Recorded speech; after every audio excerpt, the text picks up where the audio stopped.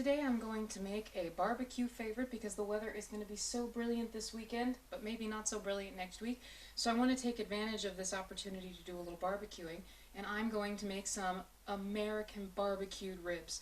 Unfortunately, in my trip to the grocery store today, they did not have your normal rack of ribs. What they had here was spare ribs, and you know what? That's okay, because spare ribs are just as tasty, but you can also make this recipe just as easily with a normal rack of ribs. So right now I only need two ingredients. I need some spare ribs, and I need the good stuff. I need some American barbecue sauce. Now this is barbecue sauce that I have made on my own, and yes, I intend to make a barbecue sauce video because it's really difficult to find good barbecue sauce in Belgium. It's pretty easy if you're over in the United States. This is just enough barbecue sauce for me to do my marinade. And what we want to do with ribs is for at least a few hours, if not 24 hours, which is the best, we want to marinate the ribs to make them nice and tender. So all that I'm going to do is plop my ribs into my dish here. I'm going to pour barbecue sauce over the top and make sure that the ribs are completely covered in the barbecue sauce. Then I'm going to cover this little dish here and I'm going to put it in my refrigerator for a day. Alright, ribs are now covered in delicious barbecue sauce. You'll notice I've got one kind of stacked up on top. That's fine. As long as they've got the barbecue sauce on every single side, top, bottom, front, back, everywhere, then these are going to be just fine. I'm going to cover these with aluminum foil, put them in my refrigerator, and come back to them tomorrow, probably around lunchtime, because we are going to slow cook these ribs, which means it'll take us a few hours. So we rejoin the process of making our marinated and barbecued spare ribs. As you can see here, these have soaked in delicious barbecue sauce for a little over 24 hours now. So they're ready to be baked, wrapped up and baked. And the way that I like to do this is I like to wrap my spare ribs together in a piece of foil and then put them on a cookie sheet and then bake them for a few hours at about 250 degrees Fahrenheit, not hot at all. The idea being that I want them to slow cook in their own juices, which is exactly why we wrap them in foil. We don't want them uncovered to dry out.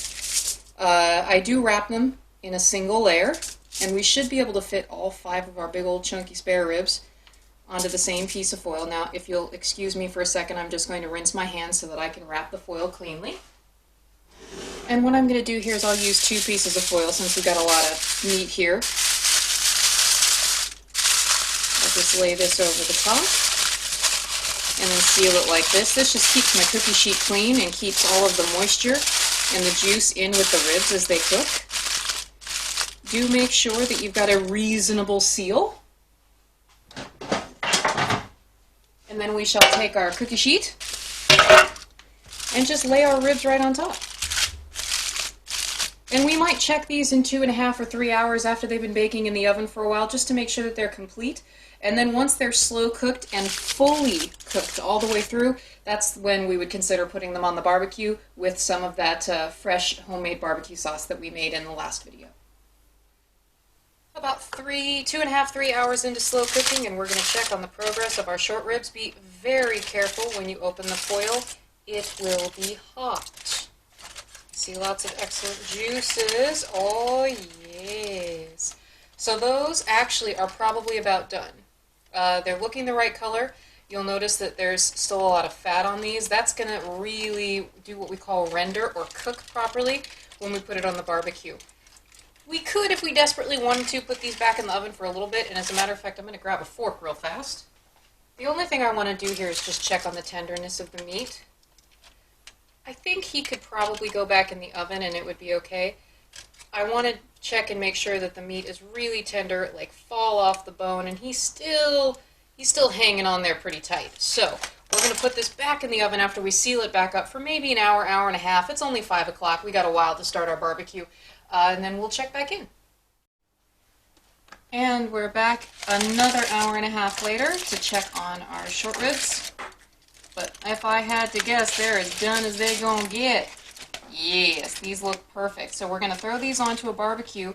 It'll be a few minutes on each side, and we brush with new barbecue sauce each time that we turn the ribs over just to get the barbecue sauce on the outside cooked, and then that's going to complete our rib process.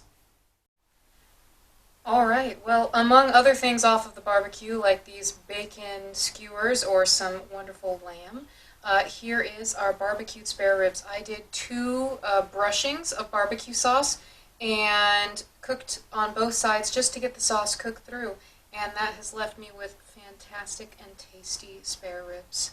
Enjoy!